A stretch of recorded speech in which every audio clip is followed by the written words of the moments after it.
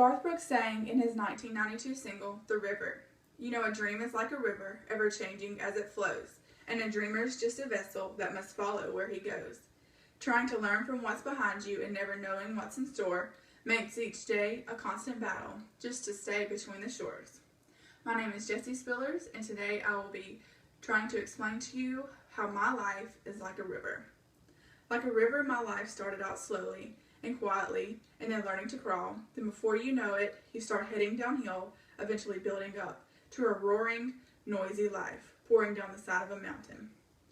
Now that I've told you what I'm comparing my life to, I'm going to move on to my first point.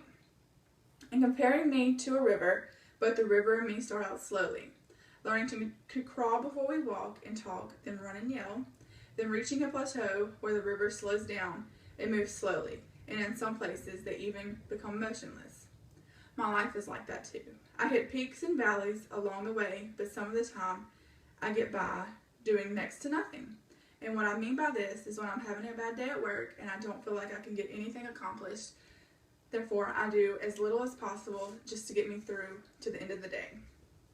Some rivers achieve great fame by feeding some of the world's greatest oceans.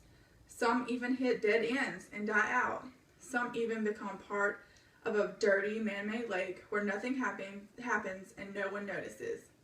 With that, I will say that the only way I will feel that I've accomplished great things in my life is that if I move away from where I am now. If I were to spend the rest of my life here, I would feel like my life would have hit a dead end. Now that I have given you my first point, I will move on to my last point, which is I'm like a river in the aspect that 1 second I can be tranquil in the sense that everything in life is at peace. And then in a split second, I could reach the point where I have become a raging river where I am doing nothing but getting lost in the currents. I have explained to you why my life is like a river.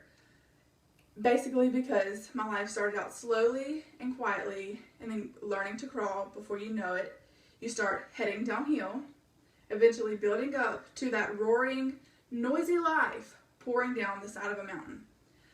I compare my life with a river, always flowing, changing courses, and sometimes bringing smiles and sometimes tears.